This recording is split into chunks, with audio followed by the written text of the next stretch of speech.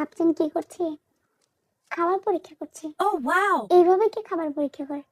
আমার স্বামী করে। আমার রান্নায় যেদিন সবকিছু ঠিকঠাক থাকে ওই দিন আমার স্বামী এইভাবে খাবার পরীক্ষা করে, বলে এইটা এমন কেন হয়েছে, এমন কেন, কেন এমন? আমি আমার ঘরে প্রত্যেক দিন 3 বেলা বিসিএস এর ভাবে পরীক্ষা দিই। Wow! বিসিএস এর ফুল মিনিং কি জানেন? বইয়ের কুকিং সার্ভিস। সবথেকে মজার বিষয় হলো, আগে তবু আমি 2-1 বেলা পাস করতাম, কিন্তু ইদানিং আমি 3 বারই ফেল।